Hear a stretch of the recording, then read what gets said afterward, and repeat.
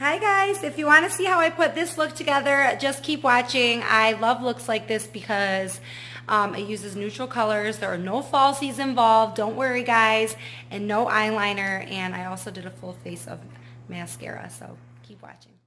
I am starting out with my Maskcara Milk Moisturizer. So I usually like to line the top and bottom of my brows and then just kind of like fill in between in like nice feather strokes.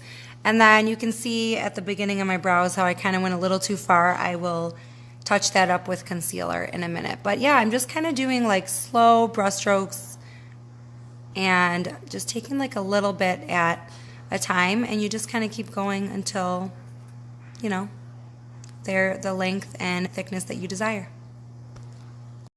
So the best product to go around your brows with and just kind of perfect the shape of them and also create a base on your lids for eyeshadow is the ColourPop No Filter Concealer. I believe it's $6, and I love this concealer because it dries super fast and you do not need to set it with a translucent powder on your lids after.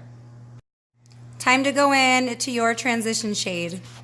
This is going to add a little bit of color of your lids and give you something to blend your brown eyeshadows into so there's no harsh lines. Now we're going into the lighter of our two browns. So this color is very important because this is going to help you determine how high up you want your eyeshadow to go. If you have a larger eyelid, which I do not, you can basically just go in the top of your crease or right above it, but I have to go a little bit higher to make my eyes appear a little bit larger. Now I'm going in with my medium brown shade. So I'm going to start this by just kind of patting on in the outer corner the eyeshadow and then start dragging it across the rest of my eye. And as you can see, I am going in circular motions and then windshield wiper motions, just kind of back and forth.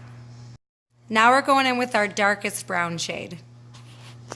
So now I'm taking my eyeshadow everything brush by Maskcara. It's the smaller, more compact end. You're going to want to use a much smaller eyeshadow brush for these darker browns.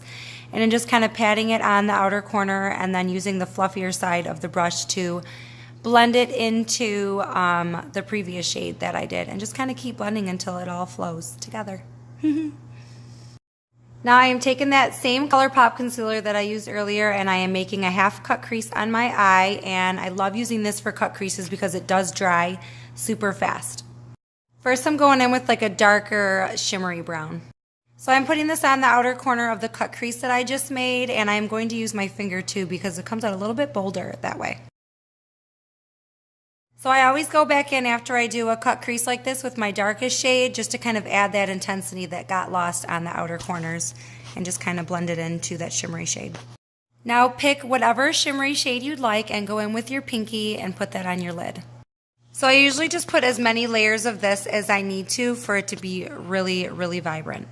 Now I always go in with the brush after this to make sure I got all the edges. Now I am starting to do my foundation. I am going in with the shade Amber. I am going in with the amber all over my face, and I did not have to use a primer because that Milk Moisturizer works great as a primer. So now I'm going in with my second highlight, which I am using Moonlit. That works great for like a concealer, and it covers dark circles and just any spots I have underneath my eyes. And I usually go with my fingers first. And then as you can see, I'm using a brush. This is the Detail Hack brush. It is so good for these hard to reach areas where your bigger brush would just kind of like not properly blend. And then I am going underneath my cheekbone with that brightener as well.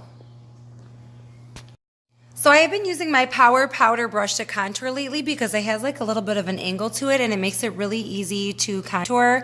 I am using the color Olive, and as you can see, I'm cleaning up the lines underneath my contour as well. I went a little bit too low there, and I'm also going around my hairline, a little bit on my jawline. Oh, I just love this brush for that. It has been working so well for me lately.